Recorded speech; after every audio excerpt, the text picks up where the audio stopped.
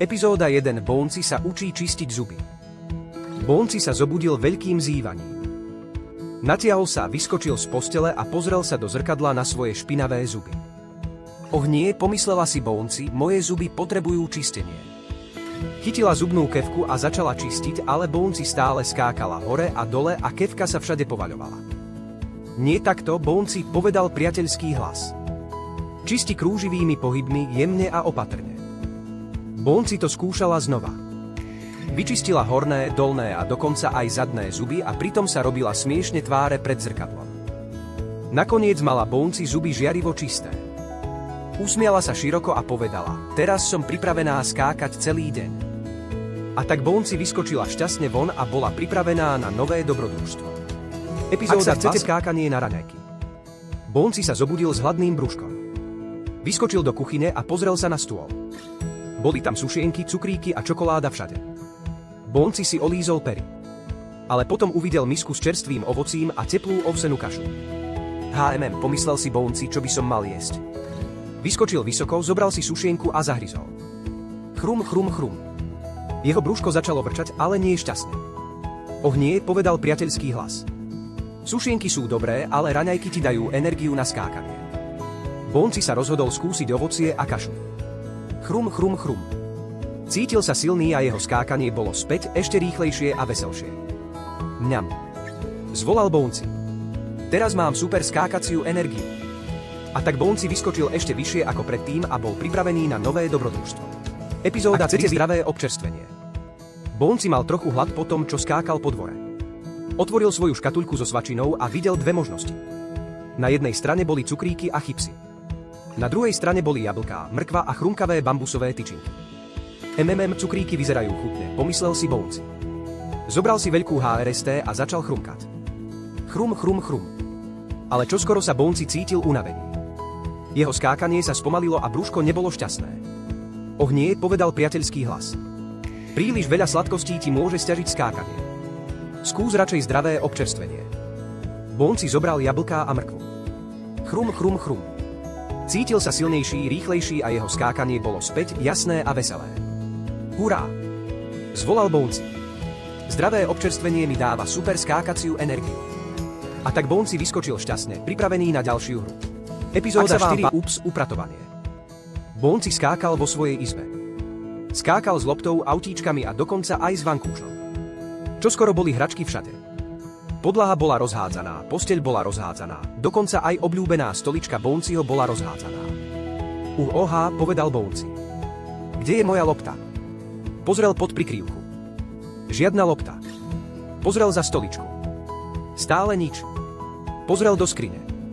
Ešte stále nič. Och nie, povedal priateľský hlas. Ťažko sa hľadá, keď je všetko rozhádzané. Poďme upratať. Bouncy začal zdvíhať jednu hračku, potom druhú a ďalšie. Skákal sem a tam, zatiaľ čo upratoval. Čoskoro bolo všetko na svojom mieste a jeho lopta bola konečne pod posteľou. Hurá! Zvolal Bouncy. Upratovanie môže byť aj zábavné skákanie. A tak Bouncy vyskočil šťastne a bol pripravený na ďalšiu hru. Ak sa vám páčilo 5. Skákavé uspávanie. Bouncy bol stále plný energie aj večer. Skákal po posteli, skákal na stoličke a dokonca aj s vankúšom. Ale jeho oči začali byť unavené a zývanie bolo stále väčšie a väčšie. Och nie, povedal Bouncy. Ešte sa nechcem spať. Chcem sa len ďalej hrať. Povedal priateľský hlas. Aj skákavé pandy potrebujú odpočinok. Rutina pred spaním ti pomôže zaspať. Bouncy si obul svoje pohodlné pyžamo, natiahol sa a uložil sa do postele so svojou obľúbenou hračkou. Zatvoril oči, hlboko sa nadýchol a čoskoro zaspal, snívajúc o tom, ako skáče medzi oblakmi. Dobrú noc, Bouncy, zašepkal priateľský hlas. Zajtra ťa čaká ďalšie skákacie dobrodružstvo. Ak chcete ráno Bouncy sa učí umývať ruky. Bouncy sa chystal na obed. Skákal ku stolu a chcel si vziať jedlo. Ale jeho labky boli špinavé od hrania vonku. Och nie, povedal Bouncy. Moje labky sú špinavé. Presne tak, povedal priateľský hlas. Pred jedlom si treba umyť ruky. Bouncy pustil vodu, ale splash. Voda lietala všade. Naniesol mydlo, vytvoril bublinky a smial sa, keď praskali. Potom si dobre umyl labky medzi prstami a opláchol ich čistou vodou. Hotovo, povedal Bouncy a ukázal svoje čisté labky. Teraz ti jedlo bude chutiť ešte lepšie, povedal priateľský hlas. Bouncy sa usmial a povedal, čisté labky mi dávajú skákaciu radosť. Epizóda 7 Super natiahnutie. Bouncy sa zobudil a cítil sa trochu stuhnutý po skákaní z predchádzajúceho dňa. Skúsil vyskočiť, ale jeho ruky a nohy boli tvrdé. Och nie, povedal Bouncy. Prečo mi nejde skákať? Neboj sa, povedal priateľský hlas. Niekedy telo potrebuje dobré natiahnutie. Bouncy sa natiahol vysoko k nebu. Potom sa sklonil, aby sa dotkol prstov na nohách. Potom sa natiahol do strán a robil smiešne tváre, keď sa kýval sem a tam. To je lepšie, povedal Bouncy. Jeho skákanie bolo späť ľahké a veselé. Natiahnutie pomáha telu zostať silným a pripraveným na viac zábavy, povedal priateľský hlas. Bouncy sa usmial a zvolal, super natiahnutie znamená super skákanie. Epizóda 8 Veľký skákací pretek. Bouncy sa postavil na štart spolu so svojimi priateľmi na veľký pretek. Všetci boli pripravení skákať čo najrýchlejšie. Pripravený, pozor, štart. Zvolal priateľský hlas. Bouncy skákal čo najvyššie a najrýchlejšie. Preskakoval strom, kvety a takmer dorazil k cieľovej čiare. Potom sa pozrel dozadu a uvidel, že jeho priateľ spadol. Bouncy sa zastavil a vyskočil späť, aby pomohol. Si v poriadku? Spýtal sa s úsmevom. Jeho priateľ sa zasmial, postavil sa a spolu došli k cieľu bok po boku. Hurá! Zvolal priateľský hlas. Nie je dôležité vyhrať, ale pomáhať a povzbudiť priateľov. Bouncy sa smial a povedal, to bol ten najlepší pretek. Ak chcete pretekať 9 piť, skákať, špliechať. Bouncy skákal na slnečnom dvore. Skákal vysoko, nízko a všade okolo. Ale čoskoro sa Bouncy cítil unavený a jeho skákanie sa spomalilo. Och nie, povedal Bouncy. Prečo už nemôžem skákať? Tvoje telo potrebuje vodu, povedal priateľský hlas.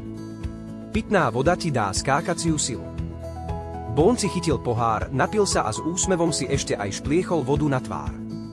Pil viac, oblízal si pery a cítil, ako sa mu energia vracia. Skák, skák, skák.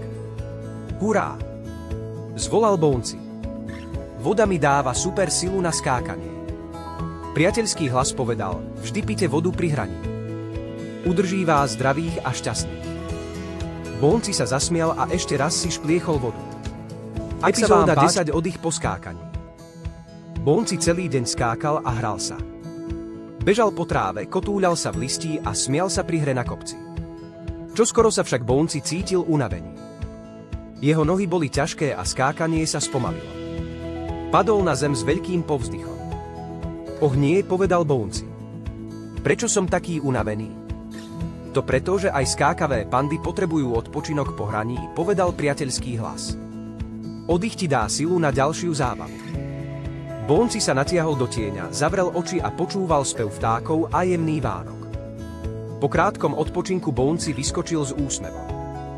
Jeho skákanie bolo späť ľahké a veselé. Hurá! Zvolal Bouncy. Oddych mi dáva super skákaciu energiu. Epizóda 11 Zdieľanie bambusu. Bouncy sedel s veľkou hrstou chrumkavého bambusu. Chrumkal a hltal veselo, skok po skoku. Potom prišiel jeho priateľ a pozrel sa na bambus s veľkými hladnými očami. Bouncy si objal bambus a pomyslel si, ale to je celé moje. Och nie, povedal priateľský hlas. Zdieľanie robí občerstvenie zábavnejším. Bouncy sa zamyslel, potom sa usmial. Rozlomil bambus na polovicu a dal svojmu priateľovi časť. Spoločne chrumkali, smiali sa a skákali bok po boku, kým jedli. Mňam. Zvolal Bouncy. Zdieľanie bambusu chutí ešte lepšie. Priateľský hlas povedal, presne tak. Keď zdieľame, všetci sa tešíme. Ak sa vám epizóda 12 Bouncyho tanečná párty. Bouncy počul hudbu. Jeho labky začali tlcť, hlava sa kývala a čoskoro skákal do rytmu.